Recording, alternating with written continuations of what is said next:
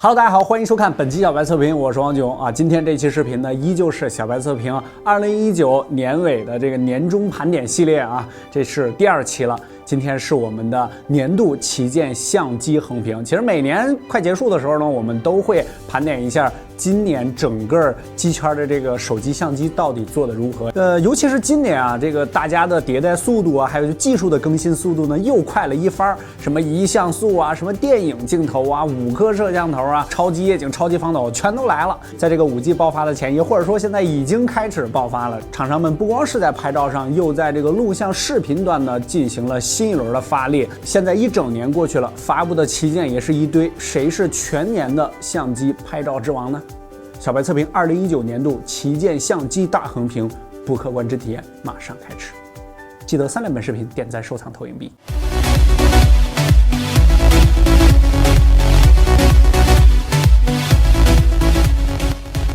今年的年度相机横评，我们选择了9大主流品牌的当家旗舰或是拍照最好的手机，阵营基本上和上一期性能大横评差不多啊。这个 vivo 这边我们把 Nex 3换成了最新并且拥有潜望式镜头的 X30 Pro，OPPO 这边我们选择的也是最新的 Reno 3 Pro， 小米这边就更不用说了，当然不是小米9 Pro， 而是全球首发1亿像素的 CC9 Pro。这次的相机横评，我们从3大维度来进行对比，分别是用户体验、实际成片以及视频录像。5G 来了，视频当然更重要啊！这3大环节又细分为19个小项。是的，坐稳，这是一期硬核长片。完了，这播放量肯定又扑街了，大家一定记得3连一下啊！评判标准，因为样张和视频分析包含了大量的主观环节，所以我们就沿用上一期的性能大横评排名标准，只评选出前3名和最后1名。在一些特殊的环节，我们甚至只主观评选出了第1名和最后1名。当然也再次说明，这个相机样张真的是太主观了。如果你的感受和视频排名不一样，记住，那一定是你对，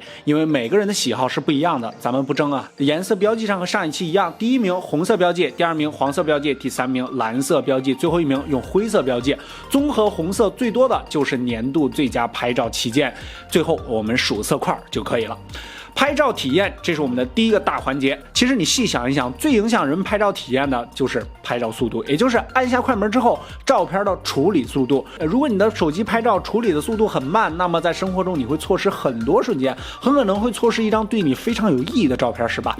比如小米 CC9 Pro 在使用默认模式拍照时，注意啊，并不是1亿像素模式啊，每拍1张之后都不能立刻进行第2张的拍摄，需要等待照片处理。华为和荣耀的手机在拍摄的时候也会提醒正在改善拍照画质，请持稳设备。而三星、苹果则是基本上按下快门就能拍摄，没有明显的延迟感。那么这9台旗舰机在拍照处理时间上是多长呢？我们让这9台旗舰在夜晚场景统一拍摄同一内容，连续拍摄10张全程录屏，来计算连续拍照处理的时间。注意，这里不是连拍，而是手动一张一张的进行拍摄。iPhone 11 Pro Max 平均间隔是 0.76 秒一张，拍摄10张只需 7.6 秒。三星 Note 10 Plus 平均间隔是 1.1 秒一张，1加 7T Pro 2秒一张， OPPO Reno 3 Pro 1.2秒， vivo X30 Pro 2.2秒，小米 CC9 Pro 3秒，魅族 16S Pro 1.8秒。而华为和荣耀这边就比较特殊了，如果你只是连续拍3张，那么每秒的间隔只有 0.5 秒左右，几乎感受不到什么延迟。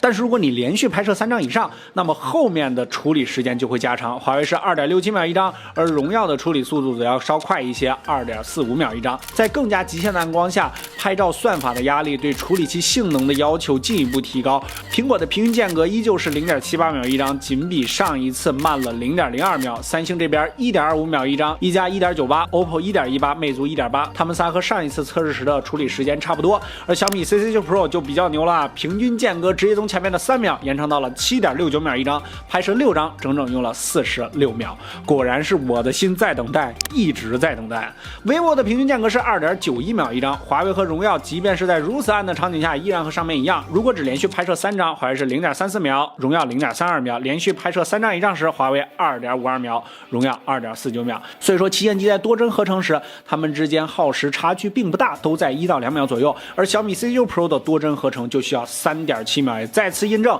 730G 是根本吃不消1亿像素这么大的运算量的。你可能会说，就这么0点几秒，至于吗你？视频看着你可能不在意，但是现实中真的你有急事需要抓拍的时候，那 0.5 秒的时间都是长的。但 iPhone 真的是因为 A13 够强大，运算量很大，能够无限的无延迟拍照吗？当我们点进相册往前翻几张拍摄的照片之后，发现他们并没有立刻进行多帧合成，而是把每一张拍的10几帧照片都缓存了起来，当你回看的时候再立刻进行多帧合成。所以你在连续拍摄时， iPhone 后台并没有把全部照片进行多帧合成，而是优先让你几乎无延迟的继续拍摄照片，让处理器优先集中火力供给给实时拍照这个算量大户。等你在回看的时候，系统再进行合成，调度策略上还是很聪明的。在 iPhone 发布之前，3摄基本上都被其他厂商给玩烂了，结果今年新的 iPhone 出现，让大家知道原来3摄之间切换还可以这么顺滑，这么流畅。在之前压根就没有厂商在意3摄之间切换的流畅度。iPhone 11 Pro Max 无论是手动点击、变焦按钮还是滑动变焦环、缩放动画都非常流畅，3摄的切换也很迅速，变焦过程几乎没有什么割裂感。三星切换镜头的时候没有过渡动画，是直接从1倍到 0.5 倍，或者是从1倍到2倍，反应速度也很迅速，但是在切换镜头的一瞬间，画面会有轻微的抖动。华为和三星一样，切换镜头是没有过渡动画，是直接切换的，因为广角的比例不一样，切换到广角的时候会有一个动画过渡。另外，在录像的时候，华为也是不能直接切换镜头的，需要长按变焦按钮才能匀速变焦。在录像切换长焦镜头时会出现剧烈的跳动，而且动画也不流畅，画面颜色也会出现几帧跳动。一加没有过渡动画，从主摄切换到长焦的时候会出现剧烈跳动，而画面也会抖好几下。OPPO 3摄切换的时候有过渡动画，反应速度也非常快，但是比较奇怪的就是只有从广角切换到长焦，主摄切换到长焦的时候才会有动画，如果从长焦切换到主摄，从主摄切换到广角就没有动画了。而且切换镜头之后，画面的色彩和曝光也出现了明显的不同。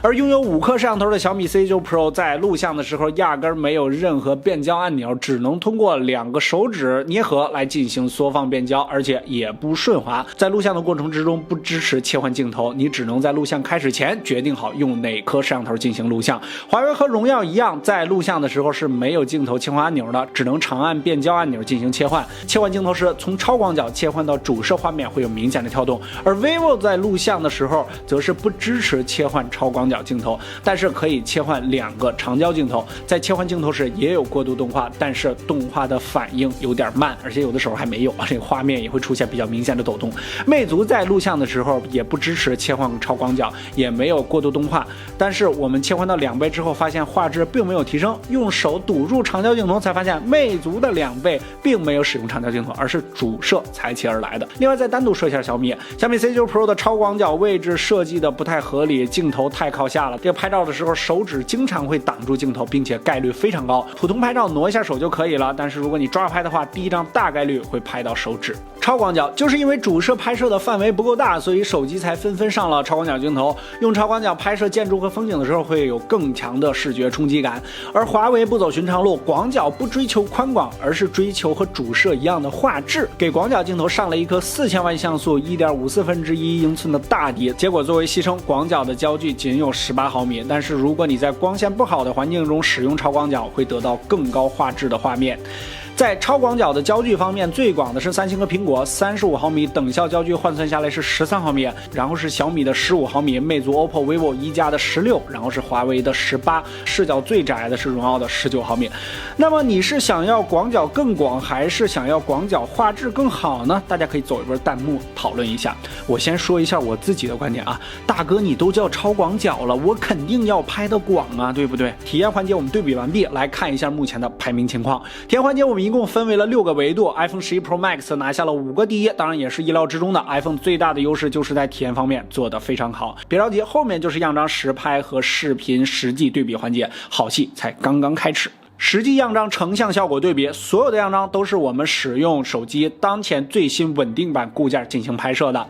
首先咱们来对比一下超广角的画质，在这个环节 iPhone 的劣势就展现出来了，放大画面之后会出现明显的涂抹和噪点，细节就是显著。 OPPO、vivo、魅族也好不到哪儿去，魅族的广角这里我要多说一句，因为我们这一台是第一批生产的机器啊，因为初期品控的问题，摄像头里面进灰了，所以影响了超广角的成像质量。而华为的4000万大底终于发挥出来了优势，画面最为纯净，细节保留最为丰富，暗处的宽容度也更高。小米和荣耀的细节保留也都很不错，其他手机就比较勉强了。了。到了晚上的暗光场景，魅族的广角出现了严重的眩光和重影，这些都是摄像头进灰导致的。华为的清晰度是最高的，并且商场的灯光也得到了很好的压制，在光线复杂的地方也是展现出了绝对的画质碾压。iPhone 的画面质量和白天情况基本一样，放大细节都是模糊的，解析力也很低。让人意外的是，同样是13毫米的焦距，而三星的画面清晰度明显就要比 iPhone 高多了，并且高光处也得到了压制。一加和 vivo 的画面高光都给压了下来，但是出现了一些模糊和涂抹感。OPPO 的画面高光溢出严重，但是降噪效果不错。荣耀的高光压制和清晰度都很不错，画面只出现了轻微的噪点。小米和魅族的广角画面几乎没法看了，出现了明显的眩光和晕影。此外，除了 iPhone 和小米，另外8台手机都是支持广角夜景模式的。在主摄的解析力上，画面中央的这组建筑，1亿像素的小米呈现出了碾压的态势啊！在以往的旗舰机对比之中，从来没有出现过这种情况，大底高像素的优势一览无遗。其他8台手机的差距都不是很大，仔细对比一下，魅族保留的细节是最少的，涂抹感最为严重。画面边缘的叉车，小米 C9 Pro 细节保留依旧是最多，但是轮胎出现了一些涂抹，丢失了一些细节。然后是6400万的 X30 Pro， 轮胎的细节被很好的保留下来，画面也比较纯净。然后是华为和荣耀的 MX600Y， 画面纯净度不错，轮胎的细节也得到了保留，但是降噪力度有些过了。iPhone 没有进行大力度的降噪，在细节保留和纯净度之间保持了一个平衡。夜景主摄默认模式下 ，iPhone、OPPO、魅族的高光处有些过曝 ，vivo 则是出现了不同程度的模糊。三星和一加的高光和细节控制都还是可以的。华为和荣耀在压制高光的同时，细节保留是最好的。开启夜景模式之后 ，iPhone 的高光处虽然更亮了，但是放大一看，画面的细节明显提高了很多，并且天空的噪点也非常低，画面观感最好。在这一组，虽然画面不是最纯净的，但是细节保留非常到位，而且没有任何的锐化痕迹。高光处的灯箱边缘处理的也很好。三星的噪点就比较明显了，也有一些轻微的涂抹。华为的天空非常纯净，细节保留也还可以，但是建筑的灯光处出现了偏色，蓝色灯光都给变成紫色了。过了这么久 ，LIB 的偏色问题，华为还是没能彻底解决。一加建筑上的灯则是完全不能看了。OPPO 的天空纯净度非常高，但是明显降噪力度太高了，画面出现了大量的涂抹。vivo 则是完全和 OPPO 相反，满屏噪点，算法上也没能怎么进行降噪。荣耀的这张表现不太佳，蓝色的小灯都是重影和虚的。小米的表现则是不那么稳，有时候画面明显发育，有时候又发挥正常。魅族的表现则是挺稳定的，中规中矩。长焦的解析力差异就比较大了，不用仔细对比，一眼就能看出来，魅族的长焦解析力是最差的，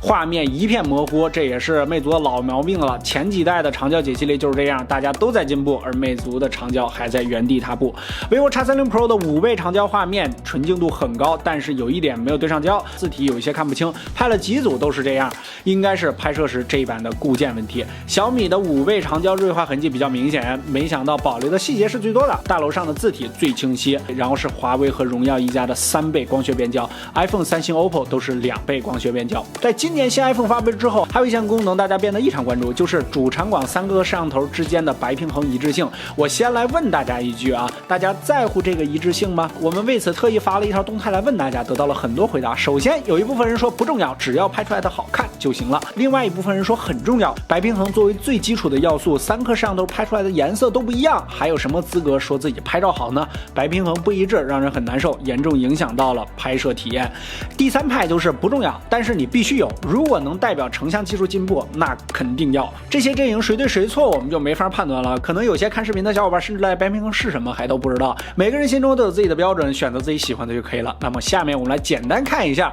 3摄的白平衡一致性。华为、荣耀、小米就不用仔细看了，3个摄像头的画面完全是3种颜色，可能华为压根就没有考虑过让3摄的白平衡统一。开玩笑，华为可能有自己的想法，因为3个摄像头拍摄的画面不一样大，展示的主体也不同，而且还有 AI 场景识别自动修图。华为为了达到每张照片的最佳观感，所以会对每颗摄像头的画面进行相对应的色彩优化。主长广3摄拍的都好看就行了，还管什么白平衡一致性啊？虽然说不是真实的，但是却是最讨喜的。发朋友圈不用加滤镜，不用 P 图，直接就可以发。苹果和三星在拍摄夕阳时，3摄的色调都非常接近，就是你不管用哪颗摄像头，最基础的白平衡都是一样的。在拍摄夕阳的时候，3个摄像头都能保证是同样的调色，而不是看起来像是在3个地方、3个时间段拍摄的。所以说他们的选择就是一定要给用户记录下当时最真实、最准确的场景。另外4款手机的3颗摄像头的色彩都稍微有一些区别啊，但是没有像华为、小米那么大。第3个大环节，录像。这次为了能够同时测试9台手机的录像，我们小伙伴愁了好几天啊，到底怎么测呢？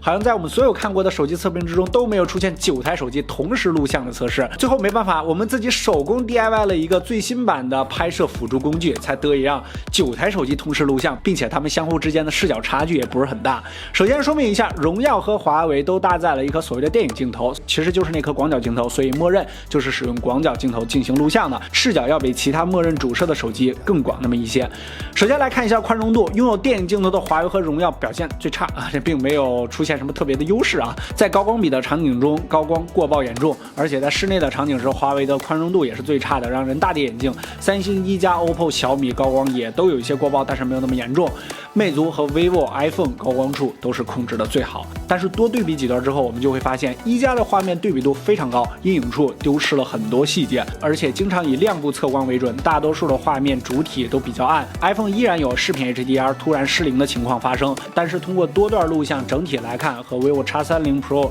一样是最高的。OPPO 和魅族的宽容度有时候表现非常好，有时候又非常差，真的是非常不稳定。其他方面 ，CC9 Pro 有自动防止闪烁的功能，但是开启了之后，画面的灯光依旧有闪烁，而其他手机则是没有频闪的情况发生。荣耀 V30 Pro 在录像时候广角畸变比较明显，而且设置里边也没有畸变矫正的选项。同样是广角的华为则是没有畸变的发生。三星的画面在拍摄某些场景的时候会有一些偏红，华为的白平衡则是有一些偏绿，荣耀白平衡有一些偏冷。另外7台手机白平衡都差不多。一加和魅族经常会以亮部测光为准，导致画面严重欠曝，影响观感。接下来我们对比一下录像的重点防抖效果。在默认模式下，正常速度跑步啊，这个大家的区别都不是很大。仔细对比一下，荣耀 V30 Pro 的防抖效果是最好的 ，iPhone 的防抖效果是最差的。在跑步剧烈晃动时候，三星、OPPO、vivo、一加、小米都有超级防抖功能，开启了之后，大家的稳定效果都有明显提升。综合一下啊，三星的表现最好，画面也最稳，而且没有什么果冻效应。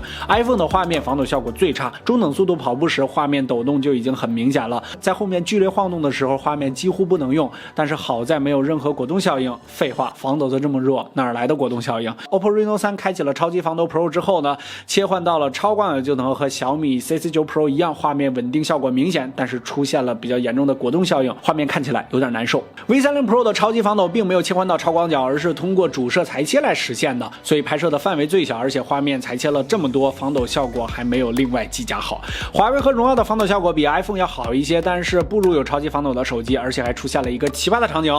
相机的水印竟然随着画面的抖动左右跳动，难道这是最先进的防抖技术吗？荣耀的画面两侧边缘处会出现比较明显的果冻效应，魅族没有超级防抖，在快速跑步的时候画面稳定性仅好于 iPhone， 而在光线比较差的地方时，三星的超级防抖也出现了明显的果冻效应，不过一到光线条件良好的地方，果冻效应就消失了，说明光线的强弱对超级防抖的效果影响还是非常大的。在夜景录像环节 ，iPhone 的观感最好，亮处和暗处的曝光控制都非常优秀，画面中的细节也保留到位。三星的灯光稍微有一些过曝，华为色调整体偏冷，并且曝光也有些不准确，对比度有些高，观感比较差。vivo 的画面严重过曝，并且出现了明显的眩光，荣耀的画面则是出现了明显的涂抹，魅族也出现了一些涂抹和眩光。接下来咱们看一下极限暗光下的录像效果，录像环境几乎人眼都看不见了啊，一般人肯定不会在这种条件下录像的。这里 iPhone 开启了自动低光 FPS， 自动把帧率降到了24帧，其他手机则是没有这项功能。华为这边不用说，画面的亮度最高，但是饱和度偏低，画面有点偏向于黑白的。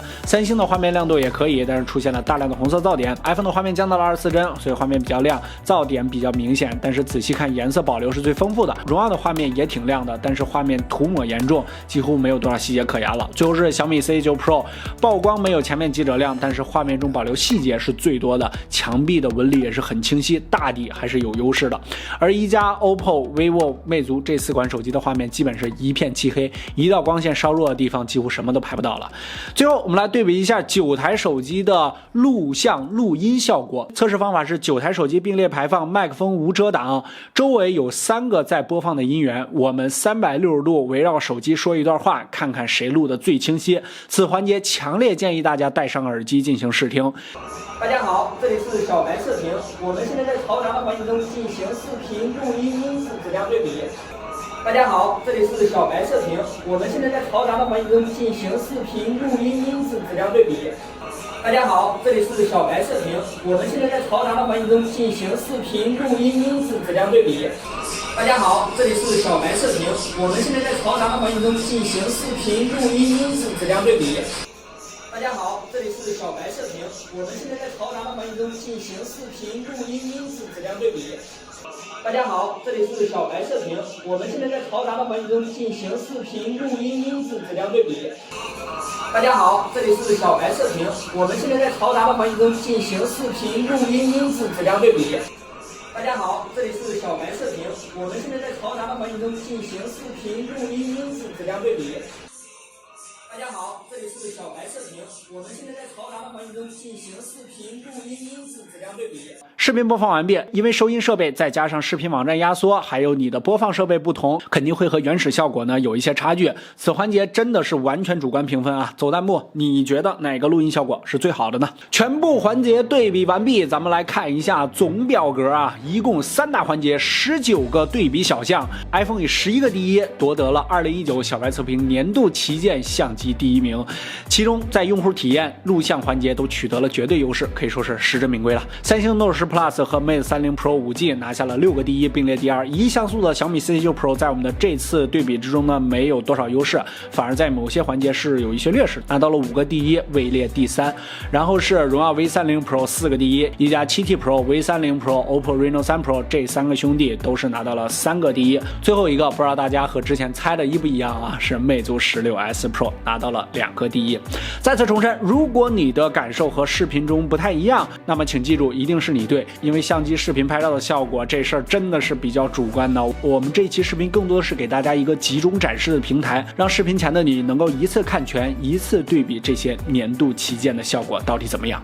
不知道大家看到这个结果是什么感想啊？我猜肯定很多小伙伴跟我们这个结果是不一样的。当然，这个每个人的侧重点啊，每个人的评判维度呢都是不一样的。而这次呢，我们评选出来的年度拍照旗舰呢，不是有1亿像素的小米，也不是有双4000万电影镜头的华为，这些都是在某榜单上排名非常非常高，甚至是世界第一的这个机型。我们选出来的仅仅是有1200万像素的 iPhone， 它只有3颗摄像头。这次在我们的多维度测评之中呢，像素的高低恰恰是不太影响评判胜负关键的一个要素。拍照速度快不快，界面流不流畅，录像的实际效果到底怎么样，整个的软件体验如何，这些是普罗大众最容易感受到，或者说最经常用到的最基础的要素。这才是我们最关心的，这才是我们最重要的评判标准。现在基本上就是行业和大家的共识，就是国内厂商在手机相机方面的造诣和地位呢，已经处在了一个非常非常前列的地方，甚至已经站到了这个世界第一上的位置。但是当我们揭开一个个所谓的这个第一榜单之后，发现国内厂商在最基础的相机的体验上，比如说流畅度，比如说软件的体验上，再比如说视频录像的这个效果上，其实还是要差一些意思的。整体测评完毕之后，给我们的感觉就是国产厂商特别重视最后拍出来的那个样片，但是整个拍照的过程、使用体验如何，可能还没有那么下功夫。一个好的软件体验，可能更能激发我拿起手机拍照的这个欲望。2019年，整个机器人和国产厂商们的努力是有目共睹的。这个2020年呢，希望国产厂商在基础的相机软件体验和在视频方面继续发力，继续给咱们带来一些不一样的东西。OK， 更多内容呢，大家可以扫码关注我们的小白测评微信公众号，我们的商城3天无理由退货，180天保修。然后大家有这个旧手机呢，也可以交给我们高价回收，还有我们的数据库都可以扫码关注小白测评微信公众号。对我们的视频有什么建议、质疑、提问，欢迎大家关注我们的 B 站小白测评、新浪微博小白测评与我们留言互动即可。不可国人体验小白测评，我们下期视频再见，拜拜。距离2020年年终盘点还有365天。